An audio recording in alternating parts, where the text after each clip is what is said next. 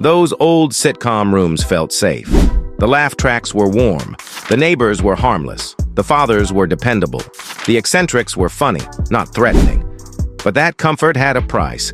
Television could enjoy coded wit and familiar camp as long as nobody said too much out loud. That was the trick. These 10 stars helped define TV comfort while carrying truths the medium preferred to soften or leave unnamed. Tell me where you're watching from and what time it is there right now today.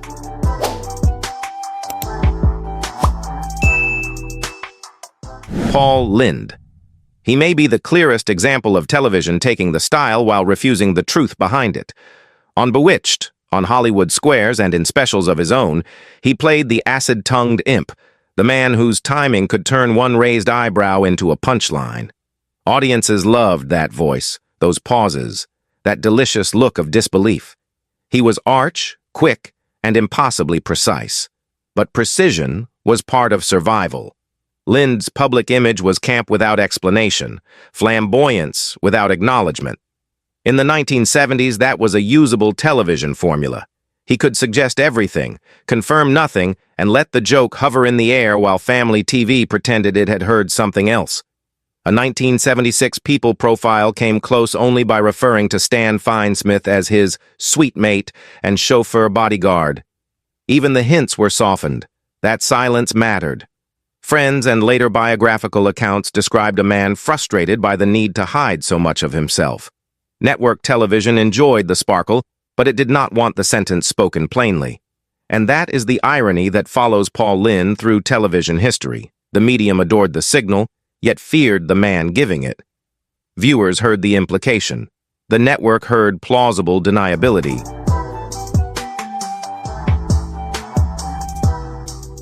Jim Nabors. He carried one of the gentlest images in sitcom history.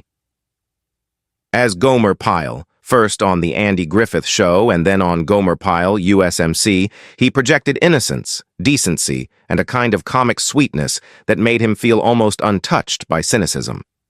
Viewers trusted him. He seemed safe in the most old-fashioned television sense of the word. But safety had rules.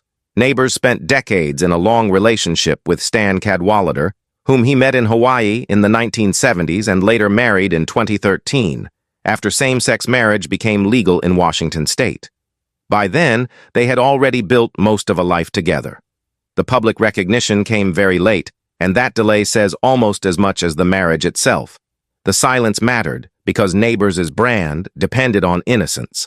Family television could market the lovable Marine and the homespun bachelor. It had far less room for the real man standing beside another man for nearly 4 decades. There was no great scandal attached to him, no sensational reveal, just a long private life that the culture barely knew how to name. And that was the compromise. TV embraced the comfort he created, while the fuller truth waited patiently off camera. The public got Gomer's grin. Stan waited outside the frame.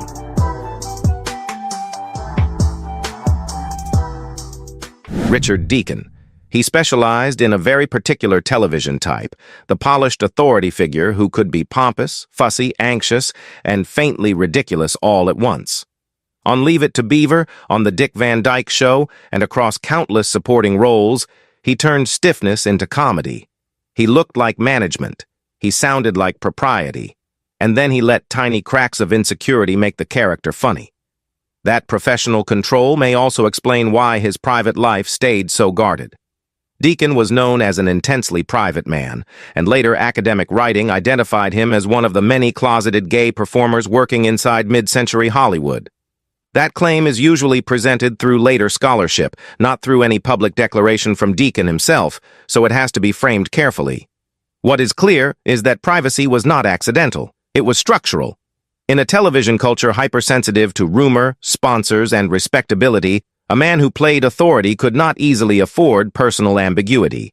So Deacon remained composed, formal, and hard to read. The emotional cost of that kind of discipline is easy to miss because the performances look so effortless. But that was the trick. Television welcomed the surface of order while rewarding the loneliness it never had to name. He kept the doors closed, and old television rewarded that discipline.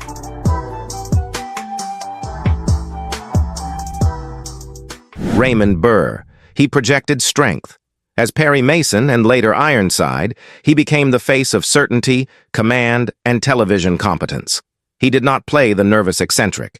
He played the man who knew, the man who solved, the man the room depended on. Audiences trusted that gravity. Off-screen, his public story was often carefully managed. Burr and his publicists circulated biographical details over the years that were later challenged or shown to be false, including dramatic personal tragedies and heroic wartime claims. At the same time, his long relationship with Robert Benavides was usually described in softened language, even though Benavides later openly discussed their life together and their business ventures in orchids and wine. The contrast is striking. The invented myth could circulate. The real partnership had to stay blurred. That was not just personal preference. It reflected an industry that found certain fictions safer than ordinary truth.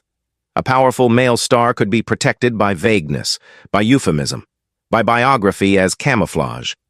And because Burr's screen image was so controlled, the camouflage worked for a very long time. The sadness here is not only concealment, it is distortion. Television and publicity machines did not merely hide the man, they often replaced him with a more acceptable legend. The partnership was real. The public vocabulary around it stayed carefully unreal.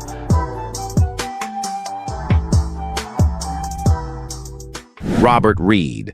He may be the most painful contradiction on this list. On the Brady Bunch, he was Mike Brady, the calm father at the center of one of television's most durable family fantasies. He looked like reassurance itself.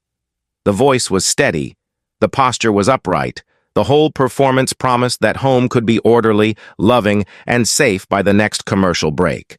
But Reed was living under pressures that role could not admit. He had classical training and deeper dramatic ambitions, yet he became permanently identified with TV fatherhood. At the same time, he kept his sexuality private in an era when public knowledge could have badly damaged a network career. After his death in 1992, it became public that he had been HIV positive, and co-stars later spoke with compassion about the strain of the double life he had been forced to manage. That silence mattered because family television demanded symbolic purity. America wanted Mike Brady, not a complicated actor navigating ambition, secrecy, and fear. Even people who worked around Reed did not always fully grasp what he was carrying.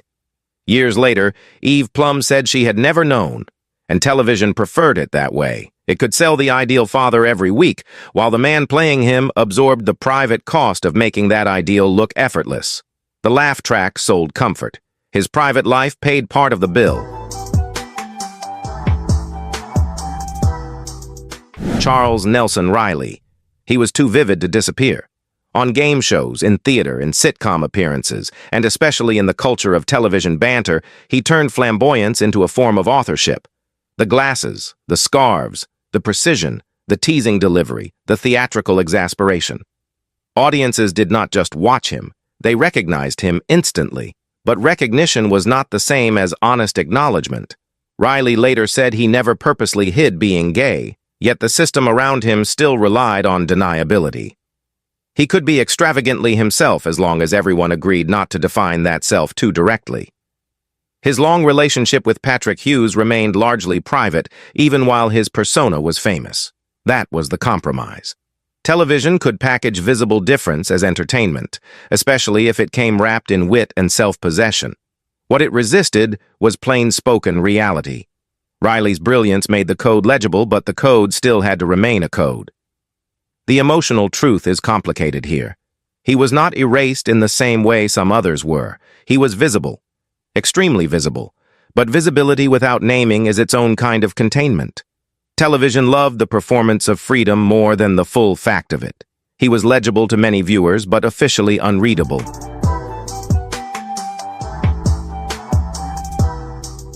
George Takei. He belongs to a slightly later chapter of this history, and that matters. Millions knew him first as Hikaru Sulu from Star Trek, a figure of calm intelligence inside one of television's most hopeful futures. Over time, he also became a public voice, a memoirist, and an activist whose humor could sharpen into moral clarity. For decades, though, he stayed private about his sexuality. Takei came out publicly in 2005, later explaining that political events around marriage equality pushed him to stop being silent. He and Brad Altman had already been together for years before the public knew, and they married in 2008. What changed was not the reality of his life. What changed was the culture's opening and his decision to use that opening. That shift gives his story a different emotional contour. There is pain in the delay, yes, but also dignity in what followed. Takei turned withheld truth into activism. He spoke about why silence had once felt necessary and why it no longer could. So his chapter ends with something rare in this story. Not just concealment, but reclamation. Television once required the private version of George Takei. Public life eventually got the whole man. He did not just come out. He changed the meaning of the delay. Dick Sargent. He is remembered by many viewers as the second Darren Stevens on Bewitched, a familiar sitcom husband inside one of television's most polished fantasy worlds. He had a clean-cut ease that fit the medium perfectly. He looked like someone sponsors would trust, and in that era, that mattered. For years, his personal life stayed private. Then, on National Coming Out Day in 1991, Sargent publicly acknowledged he was gay. He later described himself with dry wit as a retroactive role model, and he used that visibility to support gay rights and AIDS-related causes. He also served with Elizabeth Montgomery as a Grand Marshal of the 1992 Los Angeles Pride Parade. The late honesty gave his public image a new gravity, but the timing tells the deeper story. He came out after decades in an industry that had trained actors to calculate risk around every disclosure. Even then, public conversation around gay men was heavily shaped by stigma, especially during the AIDS crisis. So when Sargent spoke, it was not merely personal confession, it was intervention. That is why his story lands with unusual force. The silence was old, the truth was not. Television had long accepted the husband character. At last, the actor stepped out from behind him. The honesty came late, but it arrived with purpose.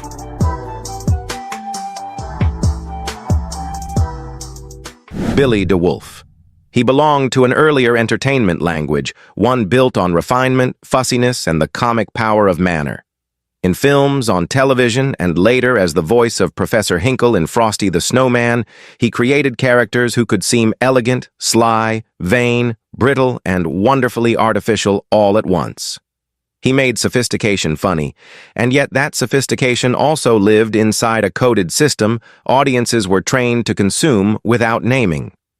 DeWolf's screen type often read as queer-coded to later viewers and historians, but the era handled such signals through implication, not acknowledgement. The distinction matters. With figures from his generation, certainty is often weaker than atmosphere, and atmosphere shaped careers. So the script around DeWolf has to stay careful. Rather than making blunt claims the evidence cannot fully carry, it is more accurate to say he embodied a comic style that television and film could use precisely because it remained deniable.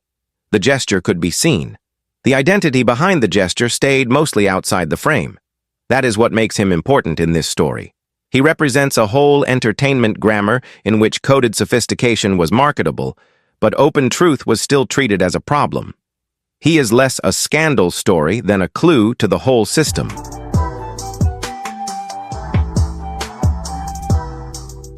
Wayland Flowers. He brought one of the sharpest metaphors in television history to life without ever announcing it as a metaphor. With Madame, the wickedly aristocratic puppet who became his signature creation, he put outrageous wit, cruelty, camp, and social satire right in front of mainstream audiences. Madame could say nearly anything. That was her power. And that was also the trick. The puppet could carry excess that television still found risky in a man. Flowers was openly identified as gay in some later accounts and is widely remembered within LGBTQ history, but the larger culture often processed the act through novelty and innuendo rather than direct understanding. Madame got to be impossible, because she was technically not the one paying the price. Flowers died in 1988 of complications from AIDS-related illness. That fact places his story inside a devastating period when gay visibility, rumor, fear, and public prejudice collided with brutal force. Behind the act was a performer using comedy, ventriloquized through a puppet as both expression and shield. Television let Madame be scandalous because she made the danger portable. The audience laughed at the voice. The era still hesitated before fully seeing the man. Performance became protection. The joke traveled farther than the permission did. They did not just hide from television. Television trained them to survive it. Did TV truly accept these performers, or only the safer version it could package? Thanks for watching. Don't forget to like, comment, subscribe, and hit the bell for more untold stories.